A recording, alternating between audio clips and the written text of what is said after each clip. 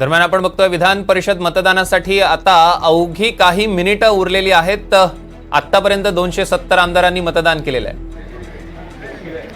दरम्यान आपण बघतोय की तटकरे यांनी देवेंद्र फडणवीसांची भेट घेतलेली आहे। दृश्यांमध्ये आपण बघू शकतो ही ताजी दृश्य। तटकरे यांनी देवेंद्र फडणवीसांची भेट घेतलेली आहे। राजकीय गणित आता जुळू पाहतायत। अजूनही 4 जणांचं मतदान बाकी आहे असं कळतंय। दरम्यान सुनील तटकरे फडणवीसांच्या भेटीला आज विधान भवनात अनेकांच्या भेटीगाठी होत आहेत आणि त्यातली अजूनही एक अत्यंत महत्त्वाची भेट। पुन्हा एकदा अभिषेक मुठाळ आपले प्रतिनिधी आपल्यासोबत जोडले गेले, त्यांच्याकडे जाऊया। अभिषेक, मगाशी आपण बोलत होतो मतांचं एकूण गणित, राजकीय गणित त्यावर बांधली गेली आहेत। 4 मतं अजूनही मतदान करण्याची बाकी आहेत असं कळतंय। बहुजन विकास आघाडीचं मतदान पूर्ण झालंय का? कारण अवघी काही मिनिटं उरलेली आहेत मतदान संपण्यासाठी। नक्कीच जर का पाहायचं तर हितेंद्र ठाकूर असेल, क्षितिज ठाकूर असेल आणि राजेश पाटील असेल हे सध्याला भाजप कार्यालयामध्ये दाखल झाल्याचं आपण पाहिलेलं होतं।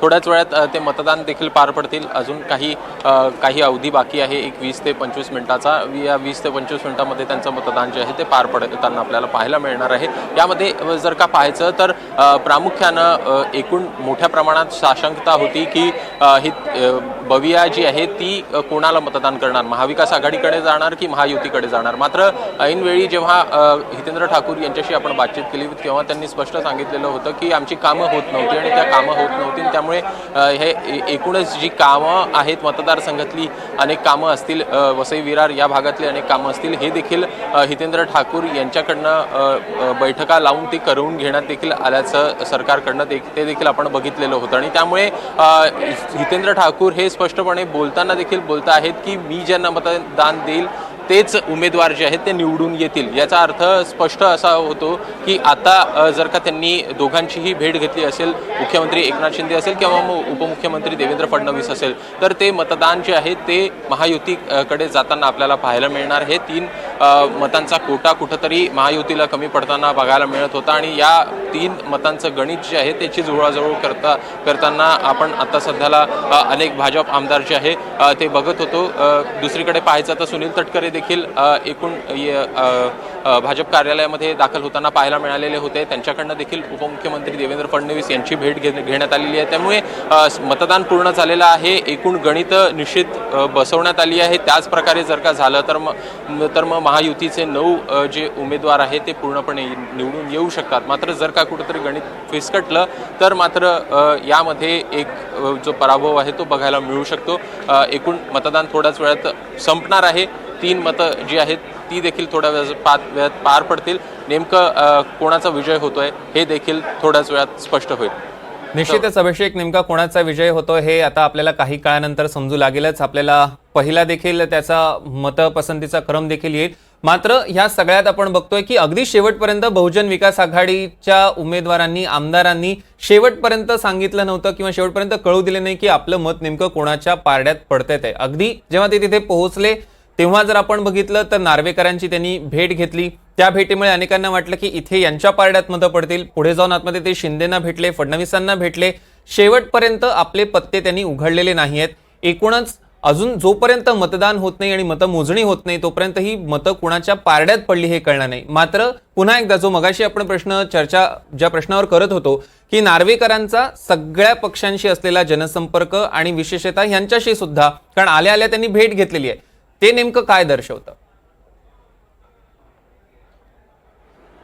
नक्कीच नार्वेकरांचा जो एकूण मतदान आहे ते बऱ्यापैकी बसताना आपल्याला पाहायला मिळत आहे। मात्र दुसरीकडे पाहायचं तर जयंत पाटील जर पाहायचं तर कुठेतरी मतं कमी पडताना आपल्याला दिसतील।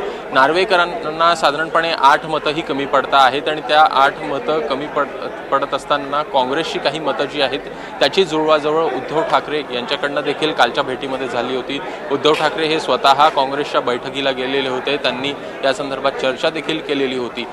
राहतो प्रश्न त्यांचा इतर पक्षांशी असलेला चांगला संबंध. एकूणच अनेक जण ऑफ द रेकॉर्ड देखील बोलताना म्हणत आहेत की नार्वेकरांसाठी जुळवाजुळव जी आहे ती महायुतीतील आमदार देखील करू शकतात आणि त्यामुळे काही मतं जी आहेत ती आपल्याला नार्वेकरांना जर का गेली तर ती देखील आश्चर्य वाटायला नको. आणि त्यामुळे प्रश्न असा येतो की नार्वेकर हे विजयी होतील का, एकूण हे नंतर माहिती पडेल. मात्र एकूणच त्यांचे जे संबंध आहेत ते सर्वपक्षीय आपल्याला पाहायला मिळतात. त्यामुळे मतांची जुळवाजुळव करण्यासाठी अनेक शर्तीचे प्रयत्न त्यांना करावे लागलेले नाही आहेत. एकूणच बऱ्यापैकी त्यांच्या ओळखी देखील आहेत, वरिष्ठ नेत्यांशी देखील त्यांच्या भेटीगाठी होत राहतात आणि त्यामुळेच हा सगळे प्रश्न जे आहेत ते उपस्थित आपल्याला होताना पाहायला मिळत आहेत. ठाकरे गटाकडे पाहायचं तर 15 आमदार आहेत. 15 आमदारांपैकी 15 आमदार आणि 8 जे मतदान आहेत, अशा प्रकारे ती जुळवाजुळव जी आहे ती प्रयत्न जो आहे तो करताना आपल्याला पाहायला मिळालेला आहे. त्यामुळे एकूणच ही मतांची जुळवाजुळव कशा प्रकारे बसते आहे हे थोड्याच वेळात आपल्याला निकाल जेव्हा लागेल तेव्हा स्पष्ट होताना दिसेल. निश्चितच अभिषेक, या संदर्भातले अधिकचे अपडेट्स आम्ही तुमच्याकडून घेऊच. तुर्तास धन्यवाद.